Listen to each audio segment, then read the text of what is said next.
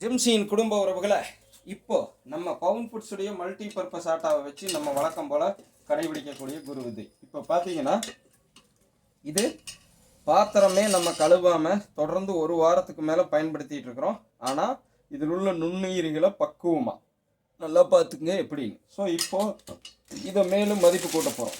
எப்படின்னு கேட்டிங்கன்னா, இப்போ காலை நம்ம குரு விதை வேறு செய்திருக்கிறோம். இப்போ இதுக்குள்ளே வந்து என்னென்னமெல்லாம் கலக்கிறேன்னு கலக்கிட்டு சொல்கிறேன். ஸோ தெளிவாக கவனமாக பார்த்துக்குங்க. இப்போ நம்ம சேர்த்த வேண்டியது பவுன் ஃபுட்ஸுடைய மல்டி பர்பஸ் ஆட்டா. ஸோ வழக்கம் போல் ஒரு ஆளுக்கு 2 வேளைக்கு 3 டம்ளர் போதுமானது. ஸோ இப்போ இது சரியாக இருக்கும். இதே மாவு தான் சரிங்களா, போன முறை அரைத்து வைத்தது. ஸோ அது எப்படி சொல்கிறதுங்களா, போன முறை அரைச்சி வச்சது ஃபைனலாக இதுலேருந்து இது பண்ணிட்டோம். ஸோ இந்த வாரம் இது உங்களுக்கு அரைச்சி கொண்டுட்டு வந்திருக்கிறோம், பார்த்தீங்கன்னா தெரியும். ஸோ இதே மாவு தான் இதுவும். ஓகே, ஸோ இப்போ பழைய மாவோட கொஞ்சம் புதித மாவை சேர்த்திக்கிறோம். புளித்த மாவை புதிதாக்கக்கூடிய டெக்னிக் நல்லா ஞாபகம் வச்சுக்கோங்க. 1 2 3 போடுறோம். வழக்கமாக 2 போடுவோம், இப்போ 3 போடுறோன்னு பார்த்துங்க நம்மளோட இன்க்ரீடியன்ஸ்ட்டு. ஓகே, இப்போ இதை கொஞ்சம் இந்த சைடெல்லாம் நல்லா மேலே அந்த மாவு நல்லா ஒட்ட விடுங்க. ஸோ அந்த ஈரப்பதமெல்லாம் நல்லா இதாகிட்டு. ஸோ இப்போ இது வந்துடுச்சுங்களா, இதுக்குள்ளே இப்போ தண்ணியை ஊற்றுங்க. இவ்வளோதான் மேட்ரு.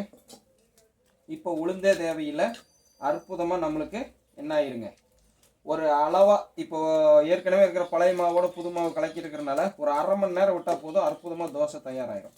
ஸோ இதிலேருந்து தெரிச்சு ஏதோ அதில் விழுகாத மாதிரி பார்த்துக்கலாம், இல்லைன்னா கூடு பிடிச்சிக்கும். ஸோ அதனால் என்ன பண்ணிடலாம், அதை மூடியே வச்சுருக்கோம். நம்ம மீறியும் ஏதாச்சும் ஆட்டுறதுல இதாகிடும். ஸோ இப்போ வந்து பார்த்திங்கன்னா இது ஏற்கனவே புளிச்ச மாவோடு சேர்த்துறதுனால உப்பும் தாராளமாக சேர்த்திக்கலாம். ஸோ இவ்வளோ உப்பு நம்மளுக்கு போதுமானது.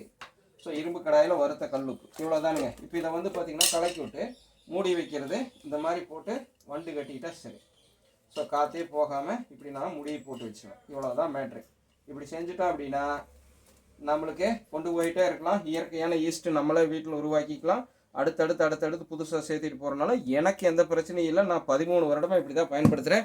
இதில் இருக்கிற மாவு என்னென்னு தெரிஞ்சுக்கங்க. ரேஷன் கோதுமை, கொண்டக்கடலை, பாசிப்பயிறு, ராகி, கம்பு, சோளம் ஆரணத்தை போட்டு அரைச்சி போட்டிருக்கிறோம். ஸோ குடும்ப உறவுகள் தெளிவாக பார்த்துங்க. இன்னும் நிறைய டிப்ஸ் இந்த மாதிரி வருது நம்மளுடைய எல்லா சேனல்லையும், ஃபேஸ்புக் பக்கங்கள்லையும், யூடியூப்லையும் தான் சொல்கிறேன். ஸோ தவறாமல் பார்த்து பலன் பாருங்கள். இதுக்கு சைட் டிஷ் என்னன்னு அடுத்து பார்க்கலாம். ஸோ குறைந்த செலவில் நிறைந்த ஊட்டச்சத்துக்களை வீட்டிலிருந்தே தற்சார்பு சுயசார்பு வாழ்க்கையில் நம்மள மாதிரி நடுத்தர வர்க்கங்கள்லேருந்து ஏழை வரைக்கும், ஏன் பணக்காரரை கூட விரும்பினா எடுத்துக்கலாம். சுகர் பிரச்சனை வராது, ஒபிசிட்டி பிரச்சனை வராது, குதம் பெருக்கிற பிரச்சனை வராது, எலுமிச்சலுங்க மலச்சிக்கல் வராது, அஜீரண கோளாறு வராது. ஏன்னா அந்த அளவுக்கு இது ஃபைபரோட ரிச் புரோட்டீன் தரக்கூடியது. நன்றி, வணக்கம் மக்களை.